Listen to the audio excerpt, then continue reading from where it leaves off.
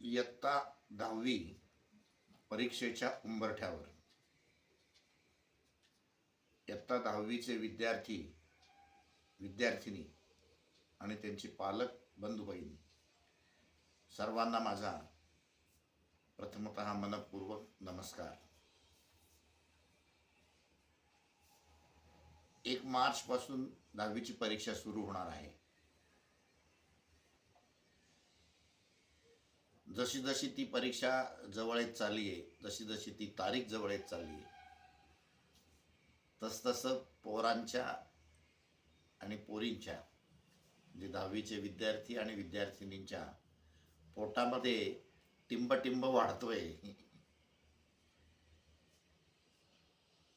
पण मित्रांनो, त्याची काळजी करू नका, त्याचा ताण घेऊ नका. अत्यंत आनंदाने परीक्षेला जा. आता परीक्षेमध्ये कोणालाही अनुत्तीर्ण करत नाहीत, कोणालाही नापास करत नाहीत. त्यामुळे सगळेजण पास होणार आहेत. आपण आता नुसत्या पासासाठी एकत्र आलेलो नाहीत.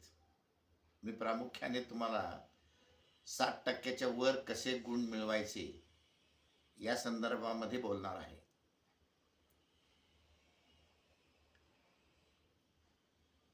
केवळ अभ्यासाचं बोलणार नाही, तर परीक्षेला जाताना, परीक्षेच्या हॉलमध्ये, प्रत्यक्ष पेपर लिहिताना काय काळजी घ्यायची, काय कृती करायची, कसा पेपर सोडवायचा, वेळेत कसा झाला पाहिजे, या सगळ्या गोष्टीचं मार्गदर्शन, या सगळ्या गोष्टीचा उहापोह आपण आज करणार आहोत. प्रथम आपण अभ्यासाचं बघूयात. अजून ना खूप दिवस आहेत. म्हणजे 1 मार्च पासून परीक्षा आहे. आज 23 तारीख आहे. हे 5-6 दिवस आहेत. आणि पुन्हा मी तुमचं 10वीचं वेळापत्रक बघितलं तर प्रत्येक पेपरला 2-2 दिवस सुट्टी आहे. केवढे भाग्यवान आहात तुम्ही. परीक्षेच्या ऐन कालावधीमध्ये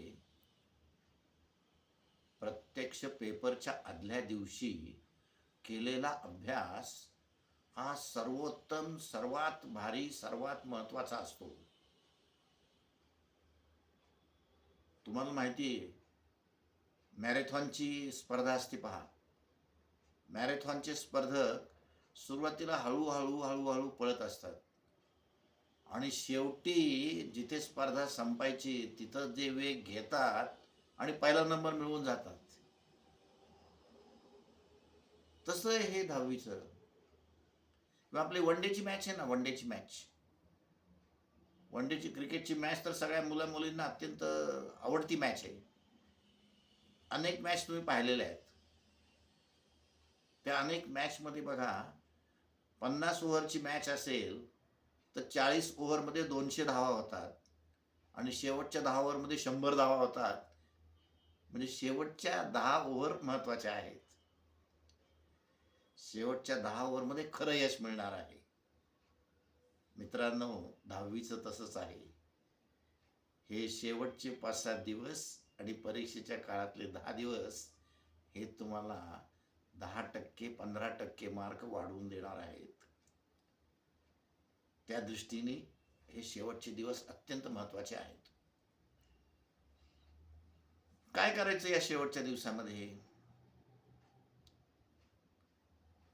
उजळणी कशी करायची, सराव कसा करायचा, अभ्यास कसा करायचा, तयारी कशी करायची, एक ना अनेक प्रश्न पोरांच्या डोक्यात. शेवटी पोर असती. कोणालाही विचारा, कसं चाललाय अभ्यास? अहो काका, मी खूप वाचतोय पण माझ्याकडे लक्षातच राहत नाही. लक्षात कसं ठेवायचं हे अत्यंत महत्वाचं आहे. या शेवटच्या दिवसांमध्ये काय करायचं ते मी पहिल्यांदा तुम्हाला सांगतो. आपलं टार्गेट आपण फिक्स करूयात पहिलं. आपल्या सर्वांना 60% वर मार्क मिळवायचे. ज्याला 70% वर मिळवायचे त्यांनी 70% वर मिळवावे. ज्याला 80% वर त्याने 80% वर, ज्याला 90% वर त्याने 90% वर मिळवावे. पण आम्हाला सगळ्यांना 60% गणित फिक्स करायचं आहे. मी सांगितलेलं गणित ज्याने त्याने ज्याच्या त्याच्या अपेक्षेनुसार तयार करायचं. 60% याचा अर्थ एकूण 600 मार्क आहेत. 60% पाहिजेत म्हणजे 600 पैकी आपल्याला 360 गुण हवेत, 360 मार्क्स हवेत. सर्वांचं टार्गेट फिक्स झालं 360. 70% असेल तर 7 42 420 मार्क हवेत. 80% हवे असेल तर 8 48 480 हवेत. 90% हवे असेल तर 9 54 540 हवेत. हे टार्गेट आहेत, हे ध्येय आहे आपलं. आपल्याला कल्पना आहे की 10वीची परीक्षा पद्धती 2 गटात विभागली. एक आहे अंतर्गत मूल्यमापन, दुसरं आहे बहिस्थ मूल्यमापन. Internal evaluation, external evaluation. अंतर्गत मूल्यमापन शाळेकडे आहे, बहिस्थ मूल्यमापन बोर्डाकडे आहे. अंतर्गत मूल्यमापनाला प्रत्येक विषयाला 20 मार्क आहेत, एकूण 120 मार्क. बहिस्थ मूल्यमापनाला प्रत्येक विषयाला लेखी परीक्षेला 80 मार्क आहेत, 8 48 480 मार्क.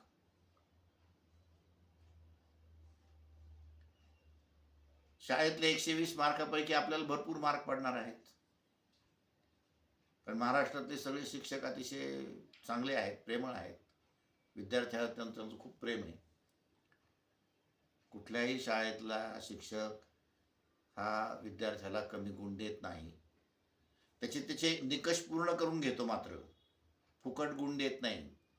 शिक्षक कुठल्याही विद्यार्थ्याला फुकट मोफत खिशातनं काढलेत आणि देऊन टाकलेत असं करत नाही. त्याच्यासाठीचे सगळे निकष पूर्ण करतो आणि प्रत्येक विद्यार्थ्याला 18 19 20 म्हणजे 120 पैकी 118 119 120 मार्क अंतर्गत मूल्यमापनाला मिळतात. आपण आपल्या कॅल्क्युलेशनसाठी सगळ्यांना 118 मार्क मिळाले असं गृहीत धरू की प्रत्येक विषयात 18 मिळाले. 18 अष्टोदरसे म्हणजे 108 मार्क मिळाले असं गृहीत धरू. 118 नको, 108 धरू आपण. प्रत्येक विषयाला 18 मार्क पडते म्हणजे 108 मार्क पडले. 120 पैकी 108 मार्क अंतर्गत मूल्यमापनात मिळाले. मी 360 मधनं 108 वजा करणार आहे, कारण ते मला अंतर्गत मूल्यमापनाला मिळणार आहेत. ते वजा केले की खाली राहिले 252. 1 मार्चपासून सुरू होणाऱ्या बोर्डाच्या परीक्षेमध्ये सर्वांना 480 पैकी 252 मार्क मिळालेच पाहिजेत. ज्याला 70% हवेत त्याला त्या प्रमाणात पडले पाहिजेत. ज्याला 90% हवेत त्याला त्या प्रमाणात पडले पाहिजेत. 540 मधनं 108 वजा करा, शिल्लक राहतील ते तुमचं टार्गेट. ज्याने आपलं टार्गेट फिक्स करा. आता 252 मार्क आहेत, ते किती विषयात मिळवायचे? ते 6 विषयात मिळवायचे.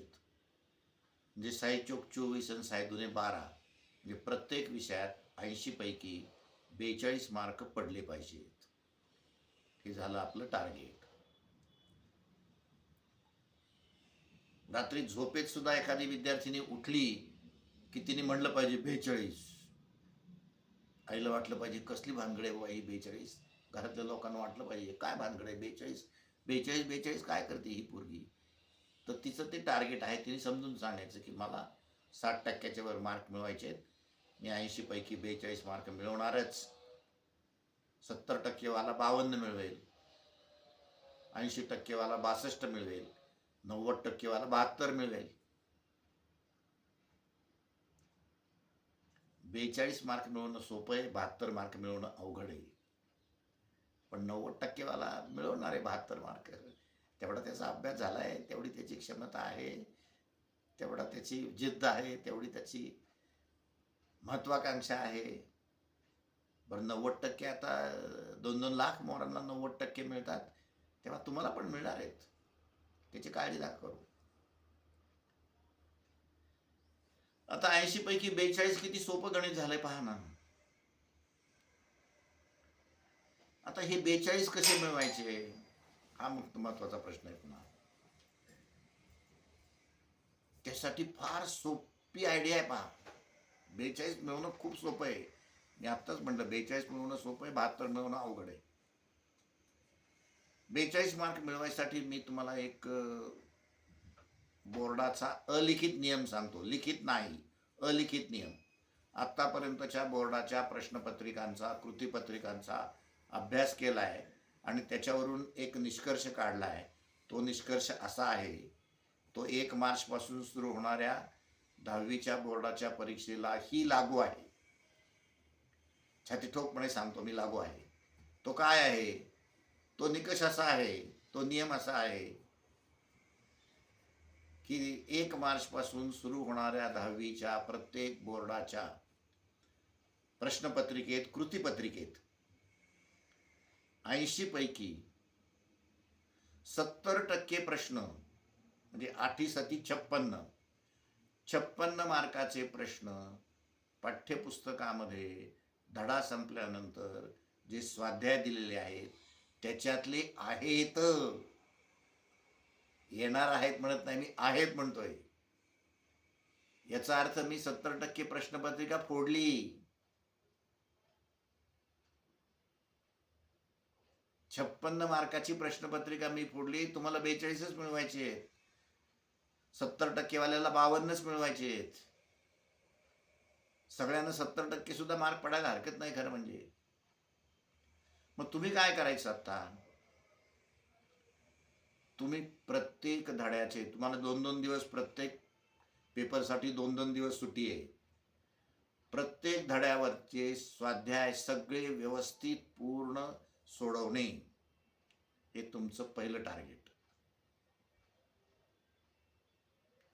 जे 10वीच्या विद्यार्थ्यांचे, विद्यार्थिनीचे पालक ऐकत असतील त्या पालकांना मी सूचना सांगतो, त्या पालकांना मी विनंती करतो, त्या पालकांना मी सजेशन देतो की तुम्हाला तुमच्या मुलाला यावर्षी 70%पेक्षा अधिक गुण मिळवायची इच्छा असेल तर तुम्ही हे 15-20 दिवस, हे 25 दिवस त्या विद्यार्थ्याच्या बरोबर राहा, त्या विद्यार्थ्याची आनंदाने वागा आणि त्या विद्यार्थ्याचा अभ्यास घ्या आणि त्या विद्यार्थ्याचे पाठ्यपुस्तकातल्या प्रत्येक धडा संपल्यानंतरचे स्वाध्याय सोडवून घ्या.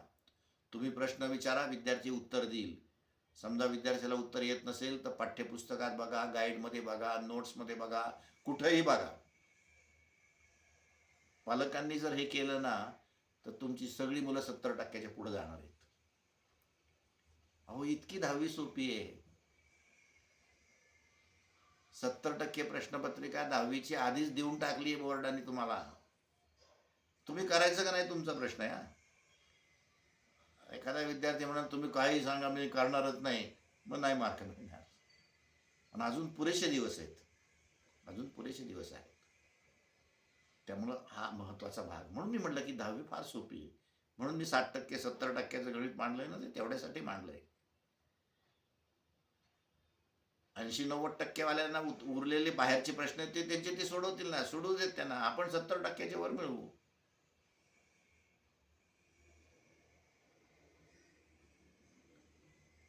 परीक्षेची तयारी करण्यासाठी किंवा परीक्षेची उजळणी करण्यासाठी आणखीन काय केलं पाहिजे? तर आणखीन एक महत्वाचा मुद्दा सांगतो तुम्हाला मी. प्रत्येक विषयाची कृतीपत्रिका समजून घ्या.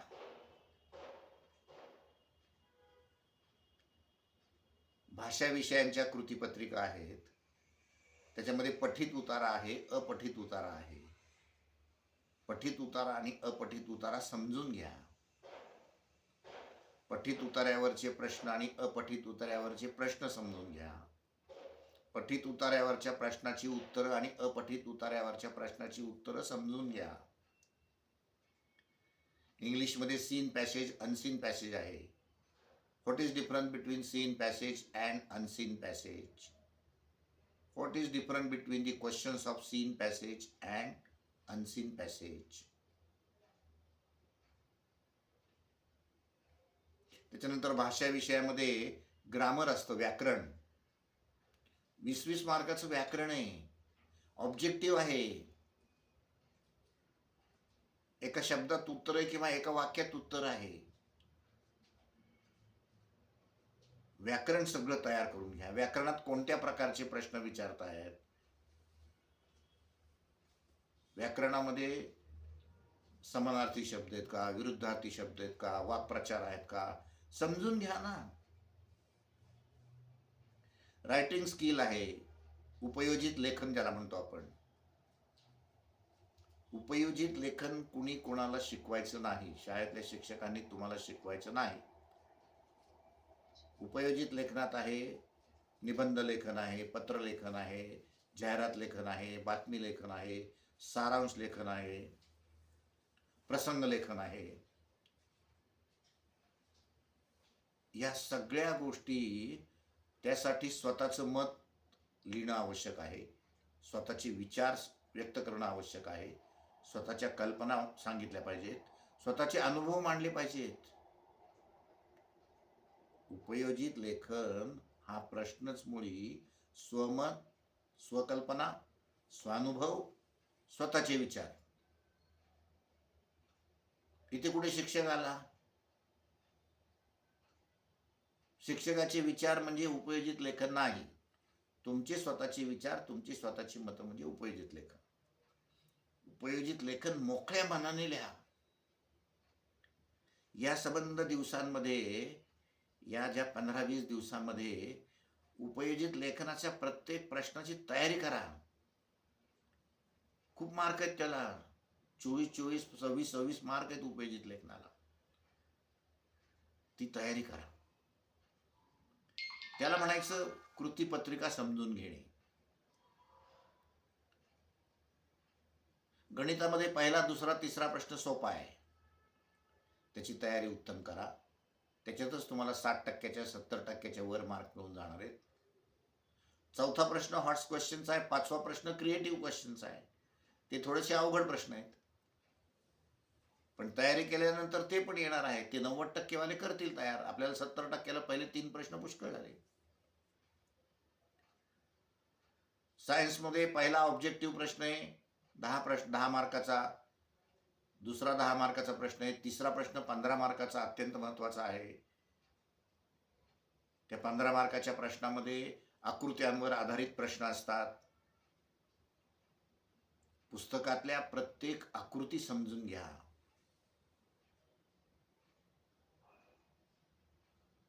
ती आकृती कशाची आहे, त्यात कोणकोणते भाग दाखवलेले आहेत, त्या प्रत्येक भागाचं महत्त्व काय, उपयोग काय, हे जर समजून घेतलं ना तुम्ही, तर अख्खं विज्ञानाचं पुस्तक तुमचं तयार होणार आहे.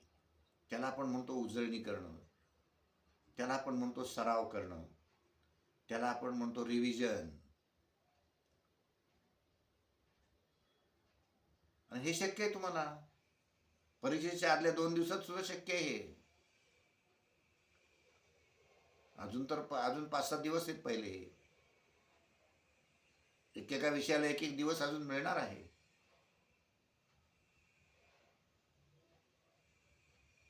चौथा प्रश्न आहे, त्याच्यामध्ये आता मोठा प्रश्न एक विचारतात आणि बाकीचे 1-1 मार्काचे 5 प्रश्न विचारतात.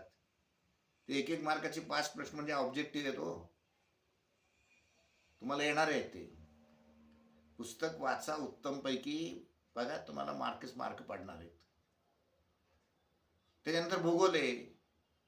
भूगोलामध्ये 8 मार्काचा नकाशाचा प्रश्न आहे, 6 मार्काचा आलेखाचा प्रश्न आहे आणि 4 मार्काचा क्षेत्रफेट आहे. 8 आणि 7 14 आणि 4 18. हे 18 मार्क तुमच्या हातचे आहेत.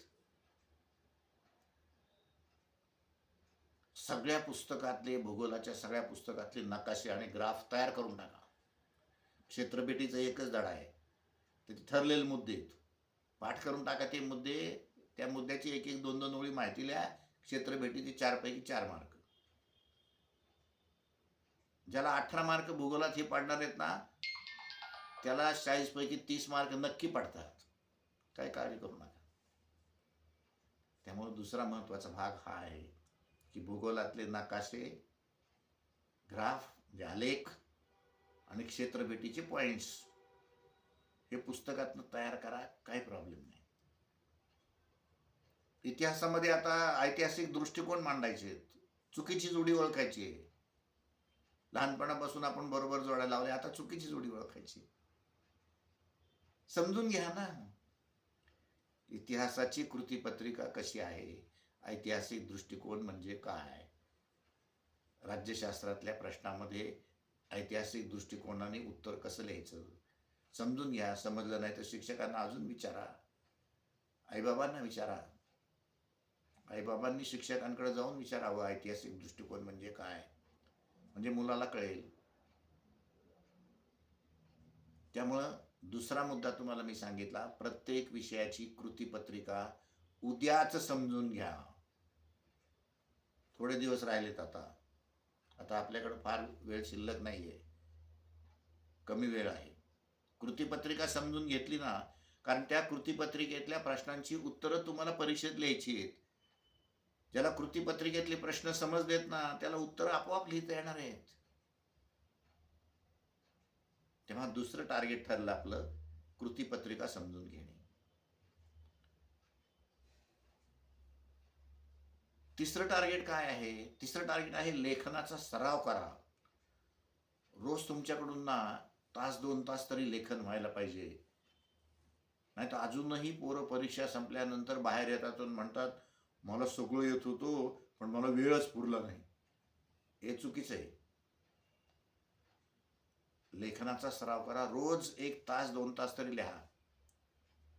आत्ता तुम्ही राजे आहात, तुम्हाला आत्ता शाळा नाही, क्लास नाही, 24 तास स्वतःच्या अभ्यासासाठी वेळ आहे. त्याला म्हणतात स्वअभ्यास, स्वयं अध्ययन, स्वयंमूल्यमापन. हे स्वचे शब्द आहेत ना, ते फार महत्वाचे आहेत. दुसऱ्या कोणाकडूनही आपल्याला मार्क पडणार नाहीत. आपण अभ्यास केला, स्वअभ्यास केला, स्वप्रयत्न केले, स्वयं अध्ययन केलं, स्वयंमूल्यमापन केलं तर मार्क पडले. आणि हे इथून पुढचे सगळे दिवस तुमचे स्वतःचे अभ्यासाचे आहेत, स्वतःच्या प्रयत्नाचे आहेत, स्वतःच्या कष्टाचे आहेत, स्वतःच्या अभ्यासाचे आहेत. त्याच्यामुळे तुमचा आत्मविश्वास वाढणार आहे. कॉन्फिडन्स म्हणतो ना आपण, परीक्षेसाठीचा कॉन्फिडन्स स्वप्रयत्नाने स्वअभ्यासाने वाढतो. This is a golden opportunity to you. हा प्रयत्न करा. त्यामुळे पुढचं टार्गेट आहे की स्वाभ्यास, स्वप्रयत्न, स्वयंमूल्यमापन. आपलीच एखादी लिहिलेली उत्तरपत्रिका आहे ना, ती आपली आपण तपासा. त्याला म्हणतात स्वयंमूल्यमापन. आणि शोधा त्यात काय काय चुकलेलं आहे ते. ज्या चुका उत्तरपत्रिकेत यापूर्वी झालेल्या आहेत त्या बोर्डाच्या उत्तरपत्रिकेत करणार नाहीत, त्यामुळे मार्क वाढणार. त्याला स्वयंमूल्यमापन म्हणतात. प्रत्येकाने आपल्याच उत्तरपत्रिका तपासून बघा, त्यातल्या चुका शोधा, त्या चुका दुरुस्त करा. परीक्षेत त्या करू नका, मिळवा जास्त मार्क. तेव्हा स्वप्रयत्न, स्वमूल्यमापन, स्वअभ्यास हे पुढचं टार्गेट. या संबंध दिवसामध्ये 12 ते 14 तास मित्रांनो अभ्यास केला पाहिजे. मात्र कारण तुमच्याकडे 24 तास आहेत. झोपेसाठी वापरा 8 तास. फार जागरण पण करू नका. 8 तास शांत झोपा. 8 तास शांत झोपलात ना, इतकी ती सोपी परीक्षा आहे. 16 तास उरले, बाकीचे 4 तास. 16 तासातून आपण 4 तास काढून टाकू. 16तनं 4 गेले म्हणजे 12 तास उरले. 4 तास म्हणजे सकाळ संध्याकाळचं जेवण, अभ्यास, गप्पा मारणे, टी व्ही बघणे, मोबाईल, हे सगळं 4 तासात उरका. 12 तास अभ्यासाला ठेवा. 12 तास अभ्यास केला ना तर हे सगळं काम होणार आहे. 70% वरचे मार्क मिळणार आहेत. पण 12 तास मात्र प्रामाणिकपणे अभ्यास करा. जिद्दच पाहिजे जवळ आपल्या, महत्वाकांक्षाच पाहिजे की मिळवीन तर 70%च्या पुढंच, ही जिद्द पाहिजे. 12 तास अभ्यास केला की ते मिळणार आहेत. कारण स्वाध्यायातलीच प्रश्नपत्रिका सगळी 1 मार्चपासूनच्या प्रश्नपत्रिकेत प्रश्न आहेत. त्यामुळं हा प्रयत्न करा. सर्वात शेवटचं महत्वाचं काय आहे, तुमचं आरोग्य उत्तम ठेवा. या दिवसामध्ये सकाळ संध्याकाळचं जेवण थोडं कमीच करा. कमी केल्याने काही तब्येत बिघडत नाही लगेच. जेवण कमी केलं ना की आळस येत नाही, अभ्यासाला उत्साह राहतो आणि अभ्यास उत्तम होतो. या 20 दिवसात ना कोल्ड्रिंक पिऊ नका, आईस्क्रीम खाऊ नका. कोल्ड्रिंक पिलं, आईस्क्रीम खाल्लं, घसा दारला, 3 दिवस आडवा पडला की 3% कमी झाले. त्याच्यामुळे मी 10वीच्या विद्यार्थ्यांना सांगत असतो, फेब्रुवारीपासून कोल्ड्रिंक बंद करा. परीक्षा झाल्यानंतर कोल्ड्रिंकने आंघोळ करा, आमचं काय म्हणणं नाही. पण कोल्ड्रिंक पिऊ नका, आईस्क्रीम खाऊ नका. तब्येत उत्तम ठेवा. पालकांनी याच्याकडे विशेष लक्ष द्यावं. पालकांनी घरातलं वातावरण आनंदी ठेवावं. मुलाचं स्वास्थ्य उत्तम राहील याचा प्रयत्न करावा. मुलाच्या तब्येतीकडे काळजी घ्यावी. त्याला सकाळ संध्याकाळचं चांगलं जेवण पण थोडं कमी द्यावं. हे सगळं केलं तर मग तुम्हाला हे 70% अवघड नाही, अजिबात अवघड नाही. याच्याबरोबर ना काही सूचना मी मुद्दाम देतो, त्या परीक्षेच्या दृष्टीने अत्यंत महत्त्वाच्या आहेत. त्यातली पहिली सूचना आहे, तुमची रिसीट उत्तम ठेवा. शाळेतनं तुमची रिसीट मिळाली असेल, ती रिसीट त्याला लॅमिनेशन करून ठेवा किंवा त्याच्या झेरॉक्स 2-3 प्रती काढून ठेवा आणि त्याला प्लॅस्टिकचं कव्हर घाला. ती रिसीट तुमच्या दृष्टीने अत्यंत आवश्यक आहे, अत्यंत महत्त्वाची आहे. त्या रिसीटवरचा तुमचा नंबर आहे ना, तो नंबर 2-3 वेळा लिहून त्याची प्रॅक्टिस करा. परीक्षेत अर्धा तास केंद्रावर आधी पोहोचलं पाहिजे. अर्धा तास आधी पोहोचलं पाहिजे. शहरातल्या पुणे, नाशिक, नगर, सोलापूर, औरंगाबाद इथल्या लोकांनी तर अर्धा-पाऊण तास आधी पोहोचलंच पाहिजे. कारण वाहतुकीची समस्या सध्या गंभीर आहे.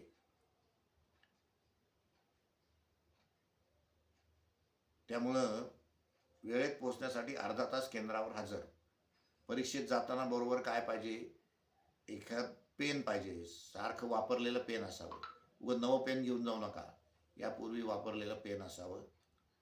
सिस्पेन्सिल असावी, पट्टी असावी, पॅड असावं, त्यानंतर पाण्याची बाटली असावी.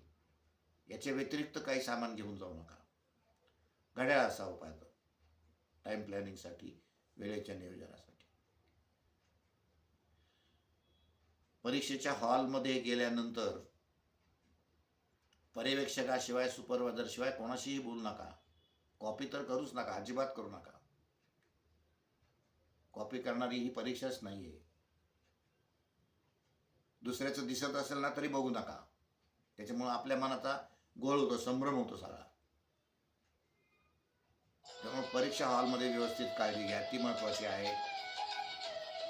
त्यानंतर परीक्षेच्या प्रत्यक्ष दालनामध्ये पेपर जेव्हा तुम्ही लिहिणार आहात, त्या पेपर लिहिताना एक महत्त्वाची सूचना मी सांगतो की प्रश्नपत्रिकेतले सगळे प्रश्न अटेम्प्ट करा.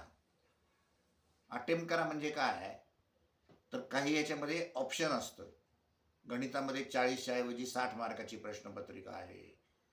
विज्ञानामध्ये 40च्या ऐवजी 60 मार्काची प्रश्नपत्रिका आहे. जे ऑप्शन प्रश्न असतात. तुम्ही सोडवताना काय करायचं, समजा विज्ञानामध्ये प्रश्न तिसऱ्यामध्ये 8 प्रश्न असतात, पैकी 5 सोडवायचे असतात. मला जे मला येत आहेत, जे सोपे वाटत आहेत ते 5 मी सोडवील. पण जे मी सोडवणार नाही त्यांचे क्रमांक मी ही उत्तरपत्रिकेत टाकून ठेवणार. त्याला म्हणतात अटेम्प्ट करणं.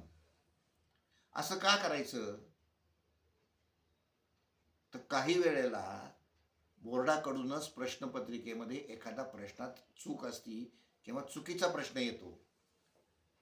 ज्या वेळेला असं होतं, समजा गणितात प्रश्न चौथा चुकला, 4 मार्काचा प्रश्न आहे. चुकल्यानंतर मग बोर्ड काय करतं की बुवा बोर्डाच्या प्रश्नपत्रिकेत चूक झाली आमची, आम्ही प्रत्येकाला 4 मार्क देऊन टाकणार. पण ज्यांनी तो सोडवलेला असेल, ज्यांनी तो अटेम्प्ट केला असेल, त्यालाच मार्क मिळतात. नाही तर काय काय पोरं म्हणतात, अर 4 मार्क बोर्ड देतंय पण मी सोडवला नाही. काही त्याचा उपयोग नाही. त्यामुळं सगळ्या विषयाच्या कृतीपत्रिकेमधले सगळे प्रश्न उत्तरपत्रिकेत लिहून ठेवणं आवश्यक आहे. प्रश्नांची उत्तरं लिहायची आहेत, नुसती प्रश्न लिहायचे नाही आहेत. पण अटेम्प्ट करणं महत्वाचं आहे.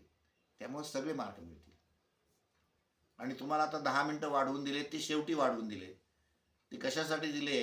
तर सुरुवातीला 5-6 मिनिटं शांत प्रश्नपत्रिका वाचा आणि शेवटी 5-7 मिनिटं संपूर्ण उत्तरपत्रिका तपासा. एखाद दुसरा इकडं तिकडं झालेलं असतं, 1-2 मार्क जातात हो. ते शेवटी वाचल्यानंतर कळतं आणि ती दुरुस्ती करता येते. तेवढेच 2-3 मार्क पदरात पाडून घेता येतात. त्यामुळे शेवटी उत्तरपत्रिका वाचनासाठी एक 7-8 मिनिटं ठेवा आणि सुरुवातीला प्रश्नपत्रिका उत्तम वाचा, त्याला एक 4-5 मिनिटं. त्यासाठी ते 10 मिनिटं ठेवलेत. 10-10 मिनिटं जास्त मिळणार आहेत ना आता. हा सगळा जर विचार केला ना मित्रांनो, तर काळजी करू नका.